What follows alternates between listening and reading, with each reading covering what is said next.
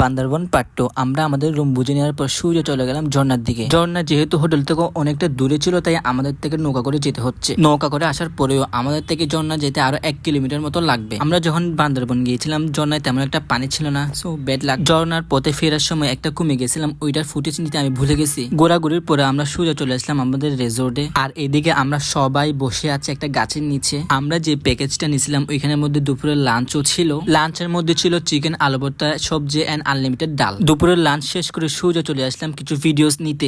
Pictures তোলার পরে আমরা সন্ধ্যার সময় সবাই মিলে বালুস খেলা খেললাম। সন্ধ্যায় যেহেতু তেমন নেটওয়ার্ক ছিল না তাই আমরা সবাই অনেক এনজয় করতে পারলাম। আর এইদিকে ওরে পুরস্কৃত করতেছে কারণ ও বালুস খেলায় ফার্স্ট হয়েছে। মোট কথা হচ্ছে আমরা সবাই অনেক এনজয় করছি নেটওয়ার্ক না থাকার কারণে। ডিনারে আমাদেরকে দেওয়া হয়েছে বারবিকিউ এন্ড পরোটা, সাথে ছিল সালাদ। মর্নিং এ ঘুম থেকে উঠার পর এমন একটা সুন্দর ভিউ পাইলাম। দেন আমরা ফ্রেশ হয়ে ব্রেকফাস্ট করলাম। ব্রেকফাস্টটা কিন্তু আমরা বাইরে করছি। ব্রেকফাস্ট করে আমরা রেডি হয়ে শুয়ে চলে আসলাম আমাদের গন্তব্যের দিকে। দেখা হচ্ছে নেক্সট কোনো ভিডিওতে।